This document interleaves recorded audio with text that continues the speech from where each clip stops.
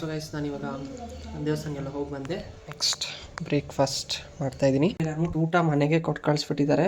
ಏನಾದರೂ ಕುಕ್ ಮಾಡೋಣ ಅಂತ ಏನಾದ್ರು ತೊಗೊಂಡೋಗೋಣ ಅಂತ ಈಚೆ ಬಂದರೆ ಈ ರೇಂಜಿಗೆ ಮಳೆ ಬರ್ತೈತೆ. ಹೀರೆಕಾಯಿ ಮತ್ತು ಆಲೂಗಡ್ಡೆ, ಬೆಂಡೆಕಾಯಿ, ಕ್ಯಾಪ್ಸಿಕಮ್ ಇದೆಲ್ಲ ಈ ಥರ ಉದ್ದು ಕಟ್ ಮಾಡಿ ಹಾಕಿದ್ದೀನಿ. ಹೆಂಗಾಯ್ತಮ್ಮ? ಸೂಪರ್ ಆಯ್ತು. ಇಷ್ಟ ಆಯ್ತಾ? ಚೆನ್ನಾಗಾಯ್ತಂತೆ guys. Hi guys, welcome back to my channel. So ಇವತ್ತು ಸ್ಯಾಟರ್ಡೆ. ಯೂಶಲಿ ಸ್ಯಾಟರ್ಡೆ ಸಂಡೇಸ್ ನನಗೆ ಕಾಲೇಜ್ ರಜಾ ಇರುತ್ತೆ. ಸೊ ಅದಕ್ಕೆ ಇವಾಗ ನಾನು ಫ್ರೆಶಪ್ ಆಗಬೇಕು. ಫ್ರೆಶಪ್ ಇನ್ನೂ ಆಗಿಲ್ಲ, ಇವಾಗ ಎದ್ದು ಕೂತ್ಕೊಂಡಿದ್ದೀನಿ. ಫ್ರೆಶಪ್ ಆಗಿಬಿಟ್ಟು ದೇವಸ್ಥಾನಕ್ಕೆ ಹೋಗ್ತೀನಿ ನಾನು ಸ್ಯಾಟರ್ಡೇಸು. ಸೊ ಮನೇಲಿ ಪೂಜೆ ಮಾಡಿಬಿಟ್ಟು ದೇವಸ್ಥಾನಕ್ಕೆ ಹೋಗೋಣ ನಾನು. ಸೊ ಗೈಸ್ ನಾನಿವಾಗ ದೇವಸ್ಥಾನಕ್ಕೆಲ್ಲ ಹೋಗಿ ಬಂದೆ. ನೆಕ್ಸ್ಟ್ ಬ್ರೇಕ್ಫಾಸ್ಟ್ ಮಾಡ್ತಾಯಿದ್ದೀನಿ. ಸೊ ನಮ್ಮಮ್ಮ ಇವತ್ತು ಬಿಸಿಬೇಳೆ ಭಾತ್ ಮಾಡಿದ್ದಾರೆ. ಬ್ರೇಕ್ಫಾಸ್ಟ್ ಮಾಡಿಬಿಟ್ಟು ಸಿಗ್ತೀನಿ. So guys, I'm so sorry. ನಾನು ಆ್ಯಕ್ಚುಲಿ ಇವಾಗ ಒಂದು ಫಂಕ್ಷನ್ ಇತ್ತು, ಅಲ್ಲಿ ಹೋಗ್ಬೇಕಾಗಿತ್ತು. ಬಟ್ ನಂಗೆ ಬೆಳಗ್ಗೆಯಿಂದ ಯಾಕೋ ಸ್ವಲ್ಪ ಜಾಸ್ತಿ ಕೋಲ್ಡ್ ಆಗಿಬಿಟ್ಟಿತ್ತು, ಅದಕ್ಕೆ ರೆಸ್ಟ್ ಮಾಡ್ತಿದ್ದೆ. ನಾನು ಹೋಗೋಕ್ಕಾಗಲಿಲ್ಲ.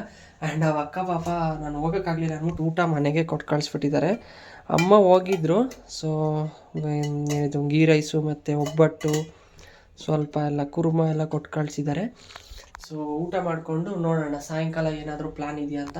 ಇವತ್ತೇನು ಹಿಂಗೆ ಸುಮ್ಮನೆ ನಾರ್ಮಲ್ ಡೇ ಆಗಿತ್ತು, ಏನೂ ಅಷ್ಟು ಸ್ಪೆಷಲ್ ಇರಲಿಲ್ಲ. ಗೈಸ್ ಏನಾದರೂ ಕುಕ್ ಮಾಡೋಣ ಅಂತ ಏನಾದ್ರು ತೊಗೊಂಡೋಗೋಣ ಅಂತ ಈಚೆ ಬಂದರೆ ಈ ರೇಂಜಿಗೆ ಮಳೆ ಬರ್ತೈತೆ. ಯಾಕೋ ಇವತ್ತು ನನ್ನ ದಿನವೇ ಚೆನ್ನಾಗಿಲ್ಲ ಅನಿಸುತ್ತೆ. ಸೊ ಇವಾಗ ನಾನೊಂದು ಸಿಂಪಲ್ಲಾಗಿ ಪಕೋಡ ಮಾಡೋಣ ಅಂದ್ಕೊಂಡಿದ್ದೀನಿ. ಇದಕ್ಕೆ ಪ್ರಿಪ್ರೇಷನ್ ಮಾಡ್ಕೊತಾ ಇದ್ದೀನಿ. ಸೊ ಗೈಸ್ ಇವಾಗ ನಾನು ಎಲ್ಲ ಇಂಗ್ರೀಡಿಯೆಂಟ್ಸ್ನ ರೆಡಿ ಮಾಡ್ಕೊಂಡಿದ್ದೀನಿ. ಸೊ ಇಲ್ಲಿ ಫಸ್ಟು ಹೀರೆಕಾಯಿ ಮತ್ತು ಆಲೂಗಡ್ಡೆ, ಬೆಂಡೆಕಾಯಿ, ಕ್ಯಾಪ್ಸಿಕಮ್ ಇದೆಲ್ಲ ಈ ಥರ ಉದ್ದು ಕಟ್ ಮಾಡಿ ಹಾಕಿದ್ದೀನಿ. ಬೆಂಡೆಕಾಯ್ದು ಒಳಗಡೆ ಸೀಡ್ ಇರುತ್ತಲ್ಲ ಅದನ್ನು ತೆಗ್ದಾಕ್ಬಿಟ್ಟಿದ್ದೀನಿ. ಇದಕ್ಕೆ ಸ್ವಲ್ಪ ಕಡಲೆ ಹಿಟ್ಟು ಮತ್ತು ಅಕ್ಕಿ ಹಸಿಟ್ಟು ಹಾಕ್ಕೊಂಡಿದ್ದೀನಿ.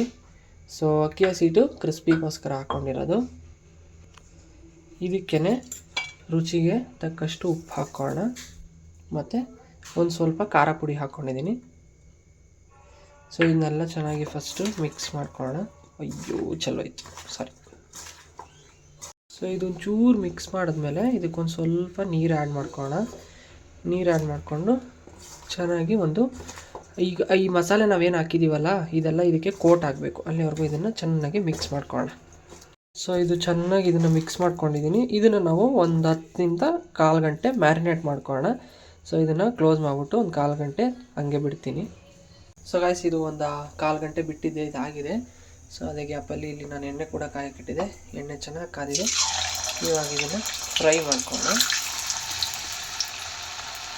ಇದನ್ನು ಗೋಲ್ಡನ್ ಬ್ರೌನ್ ಆಗೋವರೆಗೂ ಚೆನ್ನಾಗಿ ಫ್ರೈ ಮಾಡ್ಕೊಳ್ಳೋಣ. ಸೊ ಅದು ಕ್ರಿಸ್ಪಿಯಾಗಿ ಚೆನ್ನಾಗಿ ಬರುತ್ತೆ. ಇಲ್ಲಿ ನೋಡ್ಬೋದು ಇದು ಚೆನ್ನಾಗಿ ಬ್ರೌನ್ ಆಗಿದೆ. ಇದನ್ನು ನಾನು ಇವಾಗ ಎತ್ಕೊಳ್ತೀನಿ. ಸೊ ಗೈಸ್ ನಾನು ಪಕೋಡ ಮಾಡಿದ್ದು ರೆಡಿ ಆಗಿದೆ. ಟೇಸ್ಟ್ ಮಾಡೋಣ ಇವಾಗ. ಸೊ ಟೇಸ್ಟ್ ಮಾಡಿ ಹೇಳ್ತೀನಿ ನಿಮಗೆ.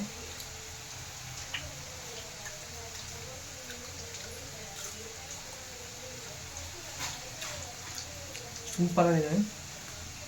ಆ್ಯಂಡ್ ಎಲ್ಲ ತರಕಾರಿ ಹಾಕ್ತಿರೋದ್ರಿಂದ ತುಂಬ ಚೆನ್ನಾಗಿದೆ.